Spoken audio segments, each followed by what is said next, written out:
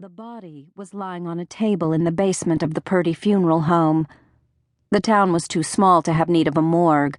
The few accidental deaths or homicides that occurred within the town limits were brought here or to McClendon's. Josephine stood just within the doorway, steeling herself for what she must do. The heat in the room was stifling. The worst summer heat in 90 years, the newspaper said, but not a drought.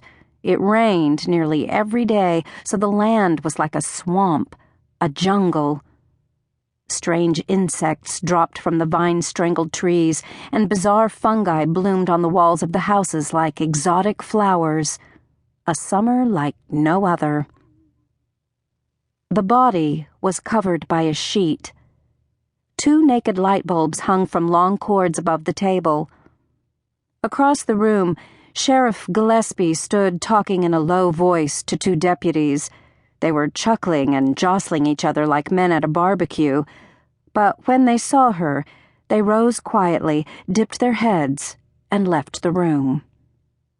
The sheriff took his hat off and walked over to her, his gun creaking in its holster. "Good evening, Miss Woodburn." "Good evening, Sheriff Gillespie." "I'm sorry to have to ask you to do this, but Mrs. Woodburn seemed—" He hesitated. "Well, she seemed not herself, and you were the next of kin. Procedural matters and all that." Yes, of course."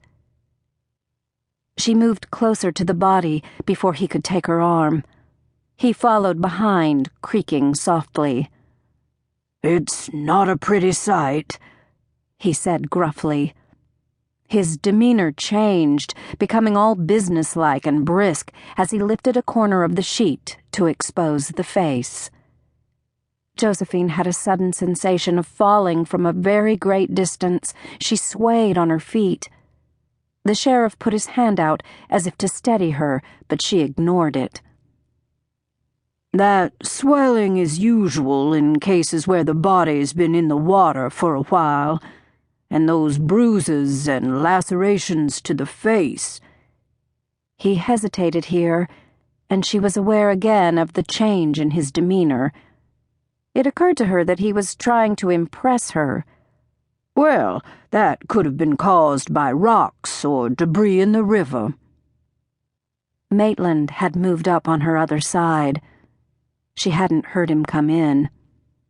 His youthful face was pale, and she could see that his hands were trembling, his cufflinks blinking under the lights. He glanced at the face, and then quickly averted his eyes, and Josephine saw in that glance all she needed to know. She felt a quick stab of guilt and despair. She had sent the letter that brought him here to this. She turned and laid her gloved hand protectively on the sheriff's arm. "I'm not sure what to do. I'm not sure what to say. You'll have to guide me, Sheriff Gillespie." He blinked and cleared his throat. He looked down at her hand. "Is this the body of Charles Woodburn?" he asked in a stern, officious voice. "Yes," she said, and he dropped the cloth, easing back into his former affable self. She let her hand rest on his arm a few seconds longer than was necessary, and then withdrew it. There was a faint scent of whiskey and unwashed linen in the room, and underneath it all, a sweet, fetid odor. She hadn't noticed it before, or if she had, it hadn't registered consciously.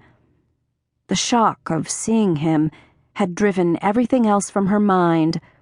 The dreadful swollen face, once beautiful, so monstrous now.